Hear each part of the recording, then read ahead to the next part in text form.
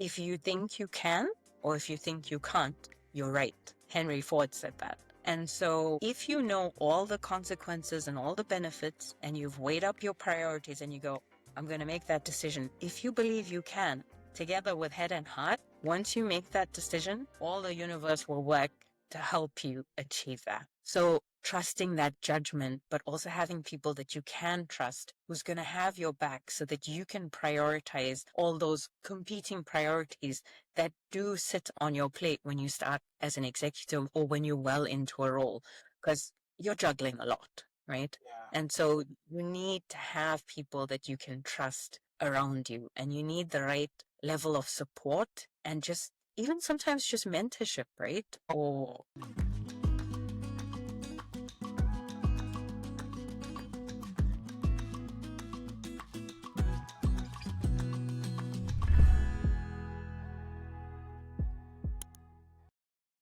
Hello, ladies and gentlemen. You're welcome again to another interesting episode of the Curious Tycoon podcast. I hope you're doing good today, and I hope you are having a wonderful day. Have you ever wondered what happens when a sharp legal mind meets the fast-paced world of global business and then decides to chart a more personal path of impact? Our guest comes with a career shaped by global giants like Accenture, Google, and DHL, the world of executive coaching. Ladies and gentlemen, without any further ado, please let's welcome Varuschka Negasa. Hello, Varuschka. How are you doing today? hi, Trucks. I'm very good, thanks. How are you? I'm good. How was your day today? How did you find the London rain today? It reminded me a little bit of winter, which obviously we're leaving behind. And in some ways, you get so used to that. It's just, oh, I'm used to this. It's just that knowing that the heat and the sun and the warmth is coming back, so I can deal with it. Being South African, it's been a challenge, but being here for 11 years now, Yeah, I was going to ask you about that accent, but thanks. It's good that it came out from you without even me asking. I was going to ask you while we were talking there, just before we came on. Great. Well, I'm Nigerian as well, as you probably would know. yeah. Well done for this is an African episode today, so it's good to have you on. But before we get into more important things, I usually like to ask my guests, what would you rather be doing right now than sat in front of your screen? Would you rather be doing anything else right now at this moment? Right now, probably be in the gym doing a yoga class if I wasn't sitting here talking to you. That's a wonderful answer. Yeah, to be honest, I'll be doing the same as well. So, before we move ahead, tell us a bit about yourself. Then you are in the business of helping women to achieve and to find clarity. From Johannesburg to London, from boardrooms to breakthrough moments. Tell us a bit more about yourself. Yeah, of course. So, like I said, I am South African born and raised. I have lived in about 3 different continents because I studied and worked in South Africa. I practiced as an attorney, and then I decided to go in-house, and that's when I hit the global brands that you mentioned earlier, which is Accenture. And I relocated to London about 11 years ago. And so that's when I entered this whole world of just climbing up that corporate ladder, enjoying business, learning about people, using my legal skills to negotiate those big deals with the big clients, and just living the life, if you think about it. And as I went through that process and did the things that sounds like what one would commonly do when they're trying to climb that ladder, using all of that knowledge, using all of that experience, along the way, you realize that this is great, but I think there's something more I'm supposed to be doing. And something just doesn't sit right. And you keep going and you keep going, but it just, that voice gets louder and louder. And it says to you, there's something more. You've got to do something more. And I did do more. I would work and I would volunteer with charity. I've done a lot of different sort of volunteer work, which I still do. And I spend a lot of time with friends and family, especially because a lot of them are in different parts of the globe. My family is still in South Africa. I've got friends in Australia, throughout Europe, etc. And so as you speak with people, you realize the common experiences that we're having. And the reason for mentioning this is because when I chose to move into formal coaching, I realized that I had been doing it for a long time whilst I was in that career anyway. I Yeah. was busy trying to empower people who were either juniors or my equals or look to me for some kind of guidance and advice. And I thought to myself, why am I doing this in here when I could be going out there and doing this full time and helping these friends and these colleagues and even family members? It just made sense. Wow. So yeah, it's the moving around, it's the being in the different cultures, the different markets, the different companies that allowed me to realize the potential and the need for wanting to do this on a more formal basis and a more full-time basis. I guess Yeah. in some ways, if I could be arrogant enough to say or have the audacity to say, I completed that journey in corporate and I did everything I wanted to do, and it was time to move on to the next chapter or the next phase. There's something you said there that I've heard from a lot of coaches, a lot of people who relate with people, trying to help them grow. Um, that they said a lot, which is that passion, that is something that you started doing without even knowing yet. You said that, and I've heard that before. This is not the first time that I've Mm, heard that I've been doing this thing without even knowing that this is what I was doing. You just didn't have a label, right? exactly. But is there any, obviously, as you've mentioned there, you've succeeded in the corporate world and now you've Mm, pivoted to coaching. Was there mhm. any moment that you were like, do you know what? It is time. Was there anything that you can share with us? Absolutely. So, do you know the Steve Jobs saying, you can't connect the dots looking forward, you can connect the dots looking backwards? And so there's two dots that stand out for me that answers your question. And the first one is, had joined a formal coaching session invited as a guest by a friend and a fellow coach with his client. And the feedback I got at the end of that session was that the insights, the experience and that I shared and the questions that I asked the client helped him change his perspective, but it also helped him give a different sense of worth to his own business, thing that he was struggling with. And I also examined my own feelings after that session, which gave me a great deal of satisfaction. And it had nothing to do with, how much time or money, or it was for free anyway. And that sense of just accomplishment in a way, or just satisfaction to see that I had helped someone, and almost immediately it was like a tangible result. I didn't have to wait to see it. It was like a light bulb that went off in my head. It's like, well, why am I not doing this Mm, formally? Why am mm, I not spending my time doing this? All of that trying to volunteer and do charity work, and which is that comes from that sense of wanting to serve people and to give back. That's where it was coming from. I realized I would get that from the coaching. But yeah, the other dot that connects it back to where that sort of pivot moment comes in is the last corporate role that I held. I found myself in an environment and a culture. It was a specific part of the business, so I can't speak to the whole brand, but I found it to be quite toxic.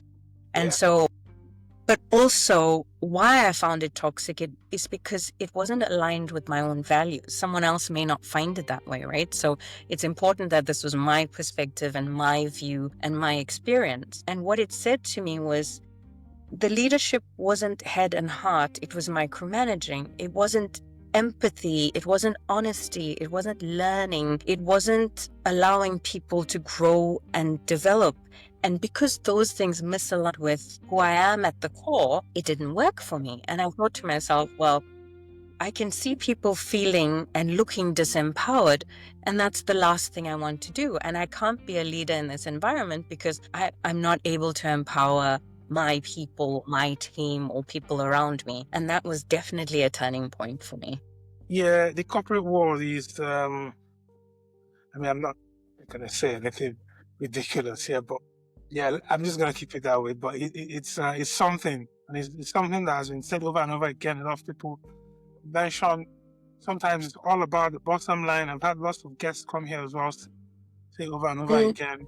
Meanwhile, the people are supposed to be the most important resource. But however, they're often neglected because of bottom lines and declaring profits, making money, and it's really hard, really, really hard. But yeah. you must have learned some lessons, right, from that experience. So what kind of lessons did you learn from this, like, somewhere like Google and Accenture? These are some of the Fortune Yeah. 500 companies. These are some of the biggest companies in the world. So what lessons have you learned in those environments that you now use in your practice? Yeah. Well, I'm glad you brought that up because we were touching on that point about, bottom lines and people and how important the people are. But every business is made up of people. And companies like an Accenture and a Google, what I learned from them was about culture, was about diversity and inclusion, respect for the individual, and absolute paramount importance, psychological safety. And these are the positive things I learned from them, albeit I'm not saying, don't get me wrong, they are not perfect and they'll have their issues. But the key takeaways that I got from them and which is what I use in my coaching and why it's important for me to coach executives in these types of environments is to show, because I've seen it for myself, that it is our responsibility as individuals in those environments. We are responsible for maintaining the psychological safety. And if each individual is responsible, not employee looking at manager or CEO or boss, it's each one of us that takes that responsibility. So not only do we help others, but we also help ourselves when we see that it's not being maintained, because you can only have that if the collective maintains and sustains it. Yeah. And I think that in terms of organizations that I've worked in, which have been quite a few, and I've worked at Accenture, in Africa and here in Europe, across Europe and UKI can definitely say that they've succeeded in achieving these types of things, in creating a culture that's, diverse and inclusive, a culture that has psychological safety. And when it's not there, it's the people who are doing it. And it's the people who are either not calling it out and saying, hey, that's not okay, Yeah. or they do maintain it. It's the people calling out and saying, hey, that was not right. Let's fix it. Okay. I hold my hand up. I was wrong, or whatever the case is. So when I look at that and when I think about that, and in contrast to an environment that I then went into that didn't have that, it really let me see what is possible Yeah. and what people choose to do and what they choose not to do. And I think respecting the individual self and others is paramount. And that's part of the reason why I also chose empowerment in executive coaching, because I firmly believe that if an individual in themselves finds and sustains their own power, they won't find the need to disempower another individual so that they can feel better. Do you know what I mean? Mm, It's mm. not coming from the ego. Yeah.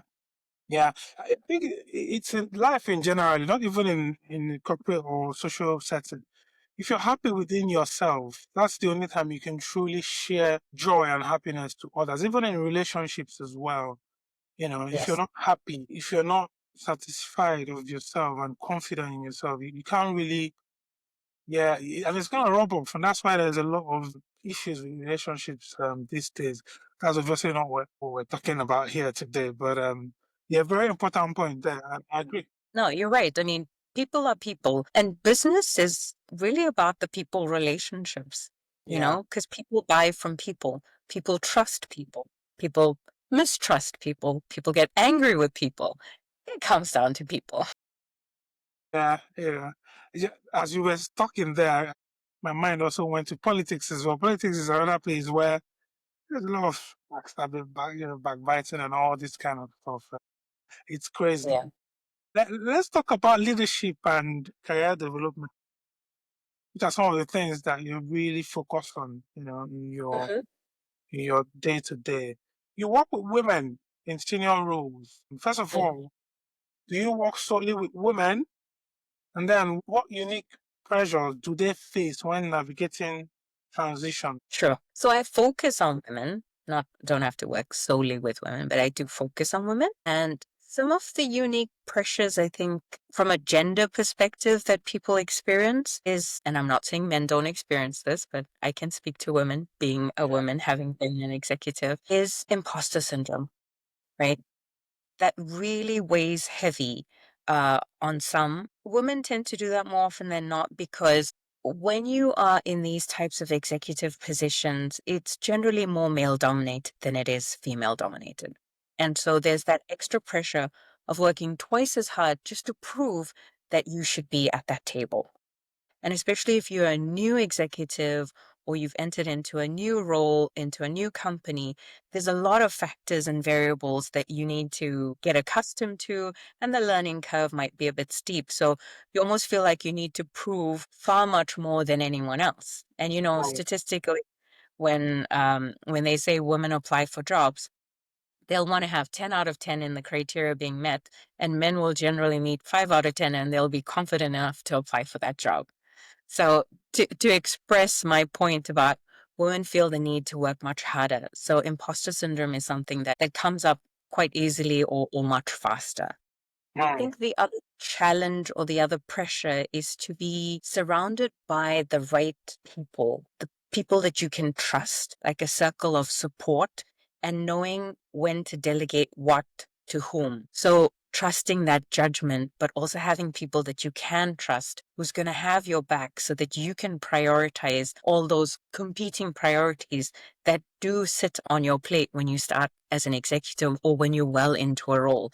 Because you're juggling a lot, right? Yeah. And so you need to have people that you can trust around you, and you need the right level of support and just even sometimes just mentorship, right? Or Yeah. coaching.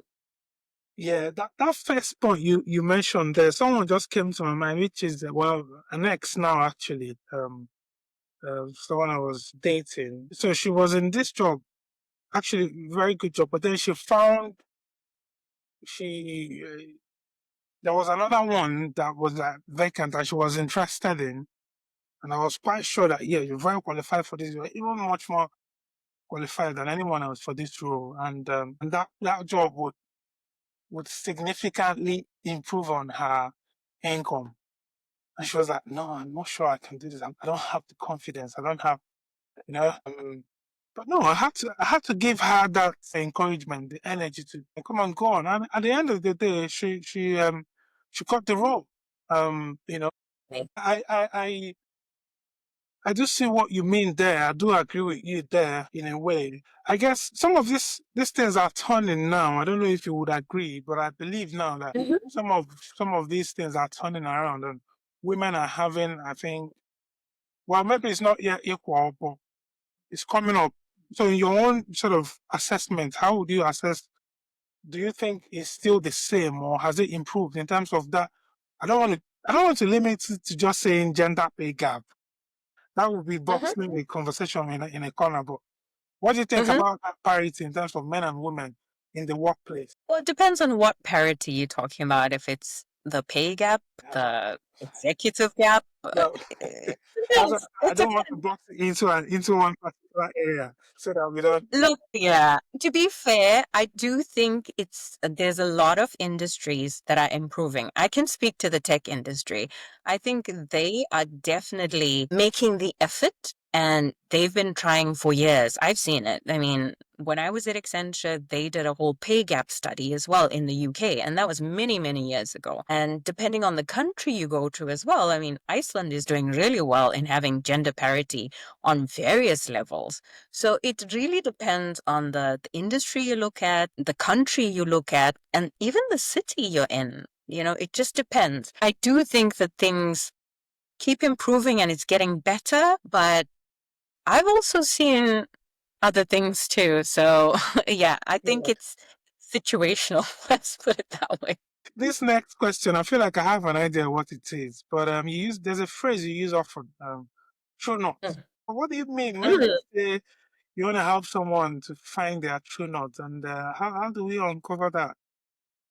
Sure. So when you think about true north, it's sort of that metaphorical phrase about finding your authentic self, or in other words, who you really are, and your own purpose. I know that that's a big question for a lot of people, but to simplify it, it's really about understanding who you are and why you behave in a certain way or react in a certain way to any number of things on a daily basis, if I had to super simplify it. And it really comes down to, and this is what I work with in the coaching, is what are your core values? What is the foundation that you use to make your daily decisions so that you can answer for yourself, I did that thing and it really doesn't sit right with me. I didn't like doing that. I didn't like firing those people today, right? But you still got to sit with it because that's something you had to do. But you got to figure out the how and the why and the way in which you did it so that you can live with the job and the duty and the task versus, yeah, this job is not working for me. I'm not good at sales. I don't really like this bottom line and making all this money. I want to go help people do something else, be something else. It's about that. It's about that misalignment on what's happening for you on the inside. If you're feeling unfulfilled or if you're feeling stuck about something and it's just not budging, it's because something is not sitting right inside. Now, core values is only one part of it. The other part is about your intuition. And this is where those two things, core values and intuition, come together to help you understand your authentic self. Now, what is the intuition? Again, very oversimplified. It's that little calm voice that tells you, hey, you should go do that thing. And it sounds and it feels right. You don't know why, but you got to go do it. And you know what? When you do it and you look back, you go, it's a lucky thing I did that. It's Yeah. amazing what the results were. But you feel that sense of satisfaction and trust in something without necessarily knowing all of the why and the how behind it. But when you understand yourself, when you understand your values, when you understand that little voice and you put it together and you use that gut feeling along with the experience and the knowledge, then it helps you steer much more clearly to who you are or who you want to become or who you're becoming. And that's what I talk about true north. It's an example would be someone in a leadership position, or take myself. Why did I end up leaving amazing corporate jobs and big global brands to go do coaching? Because that little voice was saying to me, this is all good. This is all fine. You can keep going. But you know that something's not sitting right. You know you're not feeling fulfilled. You know this is not about title. It's not about money. So what is it about? What is it that I need to feel like I'm doing? You're doing something, you're making an impact in order to feel that. Exactly. I saw you smiling. Was there something that resonated with you? Yeah, no, I do agree. Like I think ultimately, I think it's natural, really, and that's why I don't get sometimes when people stay in a particular sort of position or situation for a long time. And I do get it. Obviously, people are different. Some people don't have like those ambitions, but yeah, as we were talking there, a lot of things resonated with me in terms of growth, in terms of making an impact. Some things are beyond money. Uh-huh. Some things are beyond money. I think there's a stage of life you will get to as a person. Yeah. You're not really looking at money, and just for context as well, and just to paint a picture. I support Man United. Yeah. So recently, I don't know if you watch any football at all. I'm sorry if this is a territory that you don't. I'm aware. I don't watch all the games, but I'm aware of results. So it's fine. You can use that analogy. Yeah, so our captain, Bruno Fernandes, is the Portuguese guy. He probably earns around maybe 250 a week. But there was an offer from Saudi Arabia, who are going crazy now in the transfer market, and they're offering him from the rumors, around £700,000 a week. Right? And Wow. he turned that down. Yeah. You know, saying that he wants to be in Europe. He wants to be closer to his family.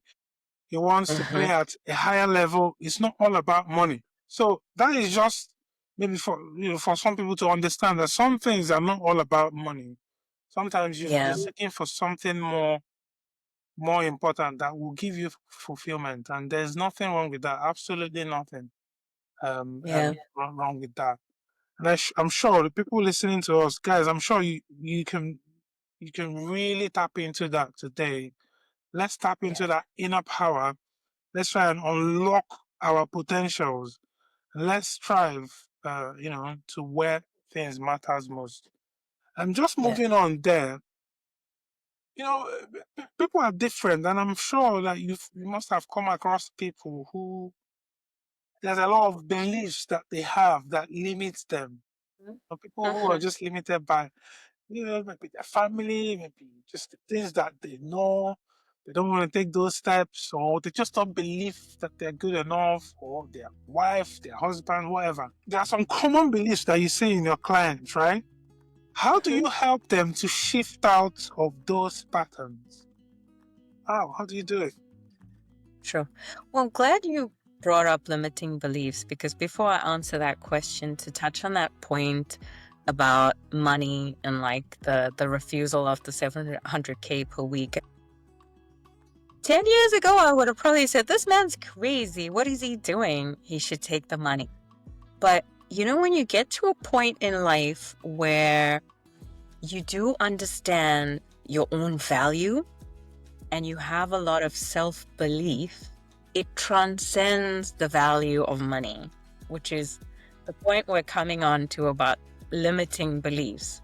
And I think if anyone hears us speaking about, oh, it's not about money, it's not that we don't like money or we don't need money. No, I love having a nice life, and I do want more money. I will continue to make money because, hey, you can't live without it, right? And you can't go on holiday without the money. So it's not about not wanting it or wanting it. It's about believing what you can do for yourself.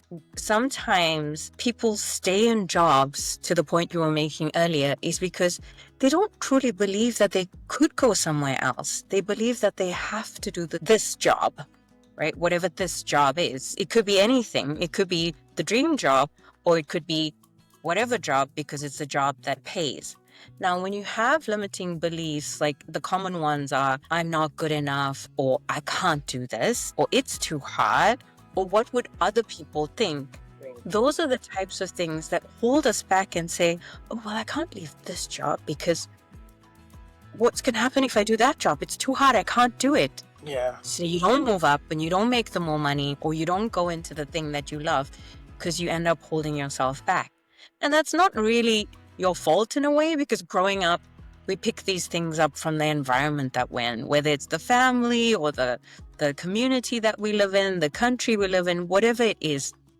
But that's part of the journey, right? That's part of the life lesson to Yeah. learn, to Absolutely. be able to overcome it, so that you get to a point where you're like, no, I can do this. And that's the hard part. And that's what we're here for, right? That's what these types of conversations, that's what coaching does. And that's what we're all working on, whether you're reading the books, the self-help books, you name it. There's plenty of things out there to help you, right? Mm. So, but back to your question, how do we work on overcoming those limiting beliefs? I think what's important is, first of all, to acknowledge what that belief is. What is your belief that's holding you back? Now, I mentioned 3 of them in a very broad category, but the truth is, it can be many variations of the same thing with different words, because it depends on the scenario and the circumstance that the person finds themselves. But it really boils down to finding that reason why you can't do whatever it is that you need to do, or be whatever it is you need to be. It's like, oh, I couldn't go off and be a dancer. I need to be an engineer. I need to make money, and that's a respectable career. And what would my family think? What would my community think? But maybe that person is a really good dancer and they could become world famous and, perform in the best theaters in the world. We don't know because they haven't done it. And so there are a number of different exercises that one can use, but it starts with first acknowledging what is it that's holding me back. And then, is there evidence to show you that that's actually true, that you can't go and do that thing? Let's take the dancer and the engineer. So, no, there's no reason why you can't dance. You could even do both, which a lot of people now have multiple things that they do. Yeah. You meet someone, let Yeah. me guess, you've got multiple things you're doing. Absolutely, absolutely. You have to diversify. It's not just you gotta diversify the sources of income. It's not just even in investing or stocks and shares or your portfolio financially. You also have to diversify your skills. Have different skills as well. And it doesn't have to all be linked to each other in the sense that the engineer could just as well be a dancer, right? Why Hmm. not? Hmm. People are made up of various parts. And so the idea is there evidence to state that the engineer can't be a dancer? No. So then you find everything to the contrary as to why it is the way it is and that they actually can go and dance and there's nothing to prove that they can't go and dance. And then you ask the question of, well, what would it feel like if I didn't do anything about it versus what it would feel like if I did go and dance and I still kept the engineering job? Maybe that might work. Yeah. So, what actually is the belief?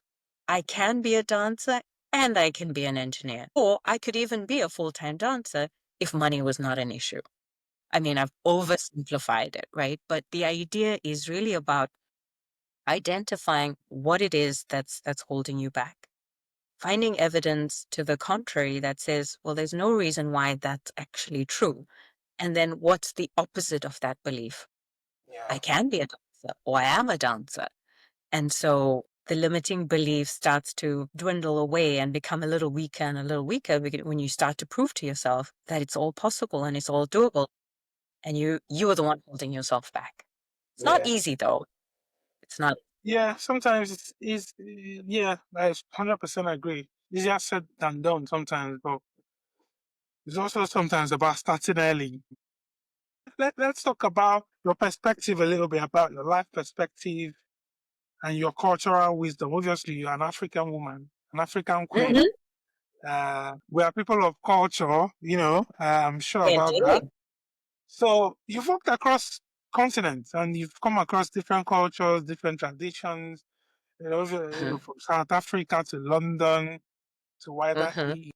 What, what universal truth have Mhm. you discovered about leadership and fulfillment? Leadership, I think true leaders, and I mean leadership, not managers, not micromanagers, true leaders can only be good leaders if the environment supports that. So true leaders are ones that lead from head and heart. So they have the empathy, they allow people to be, and they accept the way it is. They do far less by allowing than trying to get people to behave in a certain way or to complete tasks. But if the environment doesn't allow for them to be that type of leader, so it's what we were talking about earlier, like the psychological safety and the respect for the individual, the diversity and the inclusion, it makes it very difficult for them to do that. But when they are allowed to do that, people flourish and businesses perform much better. And so for me, when I look at it, leadership comes back down to the thing we were talking about earlier. It's about people. And it's about people being in their power so that they can allow others to shift into their own power and thrive. But we've got to, if we're the leaders, we've got to recognize that and stay within ourselves. And it's everything we've been talking about. If you in your authentic self and you have that self belief and that power, you can empower and allow for others to thrive as well. And so I have seen that in both environments that allow for it and don't allow for it. And that's the truth. It comes down to people and knowing themselves and those individuals flourishing in the right environments and helping others to flourish. So let's give an advice then to some organizations that want to create safer, more empowering environments for women. In my own organization where I work, where I currently have a job, there's lots of women. So maybe the case here would be for men to empower men. That's maybe what we need. And I'm sure a lot of other places. But however, for those places that need women to be empowered, what advice are you going to give them? Yeah, empowerment works for everybody. I think I would give the same advice to both men and women. But if I were helping just the women in your organization, I would say, especially if they are new executives or new in senior roles, management, managing a team, etc. It's about them having the right support around them to transition into those roles. So it's about coaching and mentoring for that individual so that they can become the best leader in that scenario or with that team. So it's back to what we were saying earlier. If you allow for true leaders to lead from head and heart, so you create the safe space and the environment, they will allow others to thrive. And that's the responsibility of the company to cultivate that for that leader and give them what they need. Because often people also come into leadership positions and they're going to be new at it. So then they send them for training courses and they do all sorts of things to say, oh, we've ticked the box, but have you allowed them to truly lead from head and heart? Have you given them the space to do that? And that's why I say probably creating like a sponsorship for them to get coaching and mentoring, whether they choose it internally, externally, etc. It's a really good place because it's an important transition for them as a leader and for that team that they might be leading in, or even just the environment that they're working in. So I would say, yeah, coaching, mentoring, and the right support is what's important for new leaders. Beautiful. I mean, leadership is about, in my opinion anyway, it's about having your own ideas and following it through. Even when sometimes it might be tough, there are tough moments.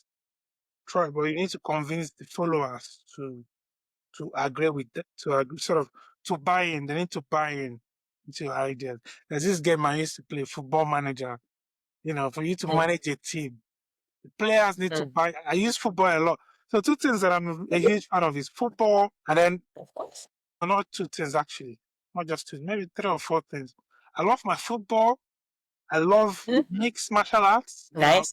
or boxing. Yeah, I'm a huge boxing fan. And actually, I have another podcast where I contribute in MMA and boxing. So I'm going to use those Awesome. analogies a lot. So a coach has to ensure that the players buy into his ideas. That's the only way that the team can flourish. Just to buttress your point there, really. Yeah, 100%. I mean, as with anything, right? If you're gonna sell an idea, you gotta buy it yourself, Yeah, yeah, right? Or you gotta sell it in a way that says, hands up, I get it. This is the way it is. And it's like being honest with people, right? People yeah, don't like to be lied to and they don't like to be manipulated and taken advantage of. So good leaders yeah, know when they've bought into something and when they're like, listen, guys, this is the tough part. It yeah. sucks. We don't like it, but we have to do it. But trust me, some people are good at selling anything. Some people will sell anything. And I know that. I know that. Trust me, I know what I'm talking about. Yeah, like ice to an Eskimo, right? Yeah, I know those people too. Yeah, even people don't know about, but they'll sell it to someone else, but they don't use it themselves. Anyway, Yeah. moving on. Well, let's talk about coaching and breakthroughs. I'm sure there are some good stories you have, some breakthroughs of people that you've impacted that have gone on to do great things, careers and their lives and relationships and all that. What is a transformation story that sticks with you? Is there any that you have where a client of yours truly broke through? Yeah. So I think with breakthroughs for people or transformations, it really is particular to the person and their circumstance, right? And what's important to them. So I could probably share a very simple story and And it's something that didn't happen during a session or after a session. It actually happened after the end of the coaching relationship.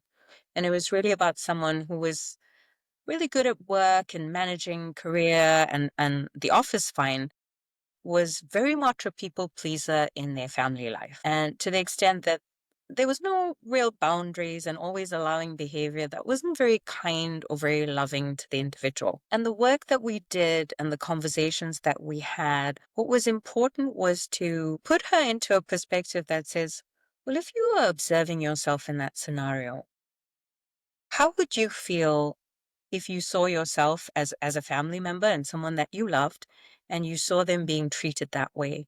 How would it make you feel and what would you do about it? We didn't go into the answer very deeply because sometimes people need to think about it and sometimes it's very difficult for them to articulate that feeling because they know they're feeling bad on the inside. And so coaching relationship ends, we dealt with a lot of different things. And then I got some feedback weeks later about how they were in a particular scenario with the family member and they're like, I remembered your words. And before I knew it, there was, with kindness and, without confronting or having conflict, they set up a boundary for themselves. And they were so proud of themselves for being able to do that because they realized that they could show themselves the same kind of love they show to a family member. And that's all that was missing. So whilst it's not an amazing breakthrough transformation, but for that person, it changed their whole perspective and how they were treating themselves. Because sometimes we forget to have self-love because we're so busy giving it to our families out of duty and out of so-called love. So it was a simple story, but it was very heartwarming to hear that. So in a nutshell, guys, if you're listening to Varuschka today, she's telling you to practice self-love. Guys, practice self-love. Tell us in the comment section below, how do you treat yourself when you feel overwhelmed or when you just want to take a rest from all the hustle and bustle? How do you relax? Tell us in the comment section below. I will share mine as well in the comment section. So I would like you also to tell us what you think. We're approaching home stretch. It's been a very interesting conversation today. Honestly, thank you so much, Varuschka, for coming on today, our African queen. Thank you. That's your title. That's the title that I'm going to give you today.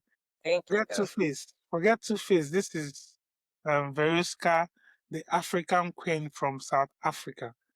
My last question for you, what would you say to someone who is listening right Mhm. now, who is scared of making a major pivot mid-career, a major change mid-career? It's a great question. And like we've been talking about the whole time, there's two parts to the answer. One comes from head and one comes from heart. The one that comes from head is that with any major life decision, do your homework. Know the pros and the cons, know what your priorities are. Talk to someone who's done it before. Figure out what the benefits would be for you and what the consequences would be for you. Because once you know what your priorities are you going for money? Are you going for career progression? Are you going for purpose, self-fulfillment? It will be a very large part of the decision you're going to make and how you're going to make it. But the other part is the heart. And that's where the intuition comes in. Because this is where you're going to decide, does this feel right for me? And that's also coming from a place of self-belief. And I say self-belief and not self-confidence because self-confidence is really about having confidence in a particular event or task or something that you need to complete, because I might be confident in how I can dance, but I might not be confident in cooking a gourmet meal. But self-belief is an inherent belief, a foundational belief in your ability to do something. If you think you can, or if you think you can't, you're right. Henry Ford said that. And so if you know all the consequences and all the benefits, and you've weighed up your priorities and you go, I'm going to make that decision. If you believe you can, together with head and heart, once you make that decision, all the universe will work to help you achieve that. but you really do have to believe in yourself once you understand all the other aspects of it. Mm. And that would be my advice. Also, my own advice as well would be to believe in that thing that I think you said it. Again, I'm just buttressing your point. So believe Yes. in that decision that you've made and think positive. When you think positive, I think it's going to work out. It's always going to work out. Think positive. Forget about the negative thoughts that wants to sometimes distract you from that place that you're going to. And Yeah. it's going to work out, you know? I can actually use myself as an example for one of my pivots. So when I moved to the UK 11 years ago, I had just prior to that, I had visited the UK for a week because I was working on a project that was linked to something that I was working on in South Africa. And so I got a feel for London for a couple of days.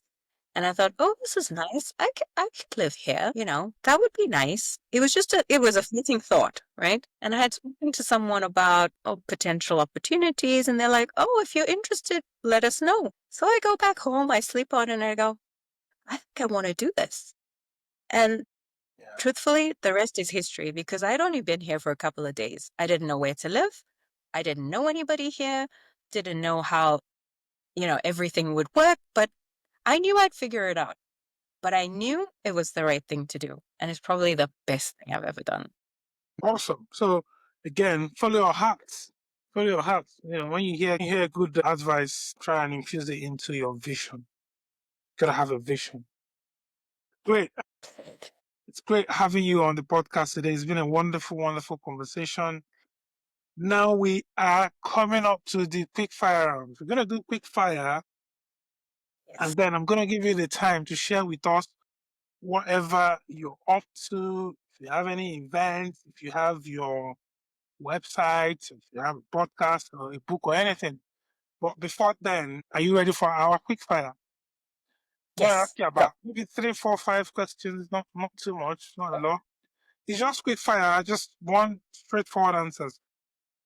Whatever comes to mind. What is one word that your clients often use to describe you? Wise. Wise. Okay. I didn't know I had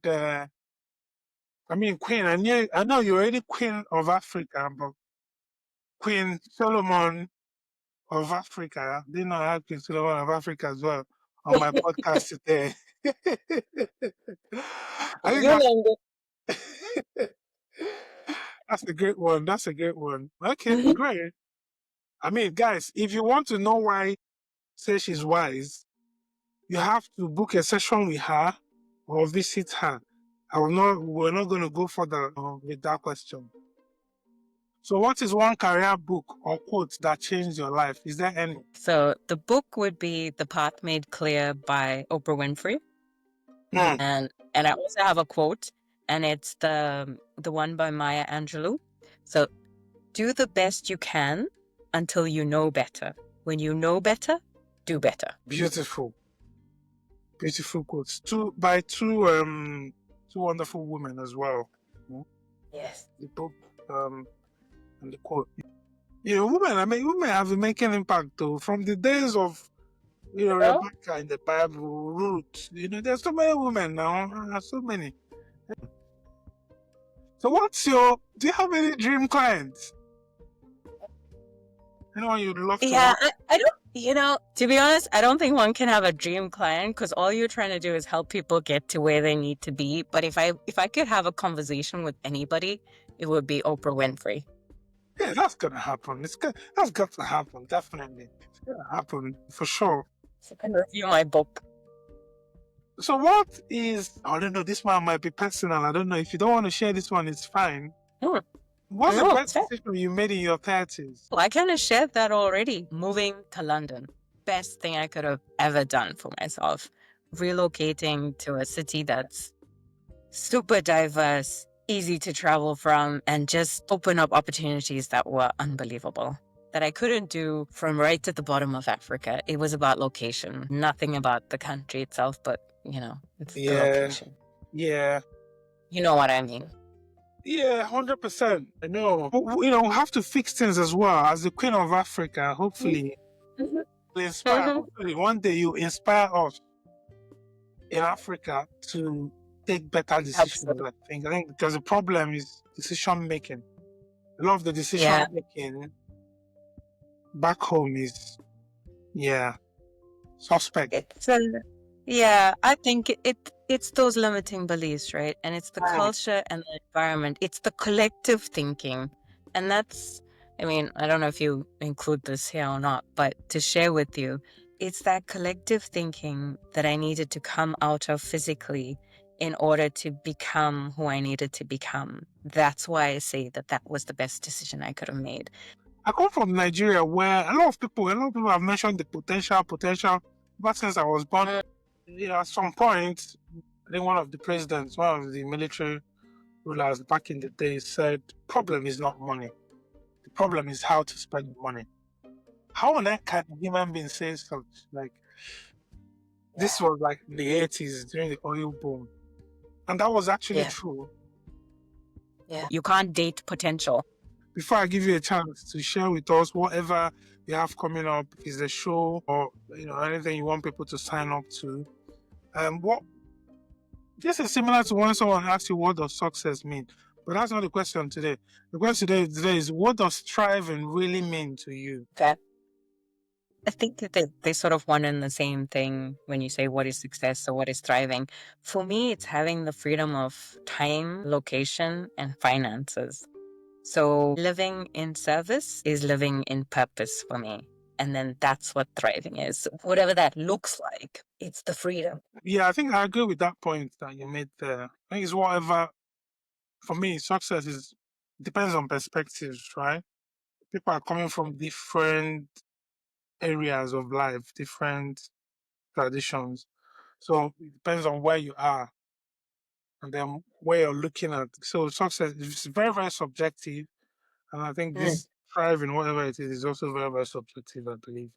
But yeah, that Yeah. brings us to the end of the questions. I asked my yeah, let's do it now before you share with us, then I wrap up.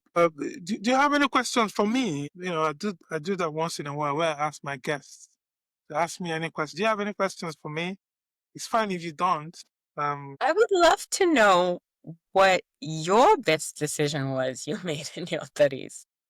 Why did I decide to ask that question? Well, I mean, I'm still very young. I'm still in my early 30s. Hmm.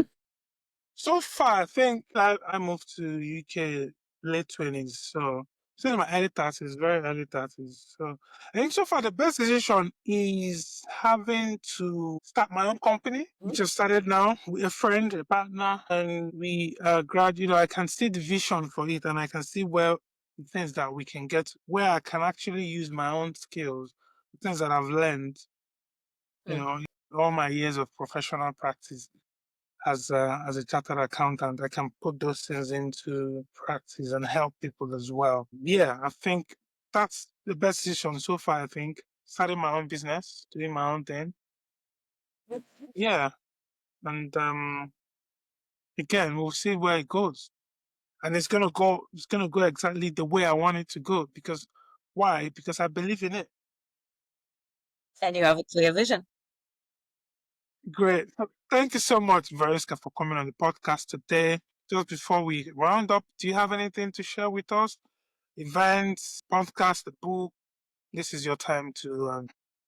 Don't have any upcoming events. I am writing a book, but I don't have a date for publication. So it's sort of a watch this space type of thing. So Awesome. nothing coming now. Yeah. That is awesome. Honestly, you know, you've reminded us today that leadership is just not about titles or teams, but about truth, alignment, and courage. Whether you're at a crossroads in your career or ready to claim your next chapter, this conversation is a call to step into your power with clarity and purpose. Guys, if you've enjoyed this video, please subscribe to the channel, comment down below any questions that you have for Varuschka, and I'll make sure that I get those across to her as well. Her socials are also on the description of the video below. Please give a thumbs up to this video as well and share the video. You know what I mean? We talk about these things all the time. Guys, we go the extra mile to bring you top quality guests on this podcast. So do well to do the four magic things. And so this is the Curious Tycoon podcast. Until next time, stay blessed, continue walking, and do not forget, remain curious. Thank you so much. Goodbye.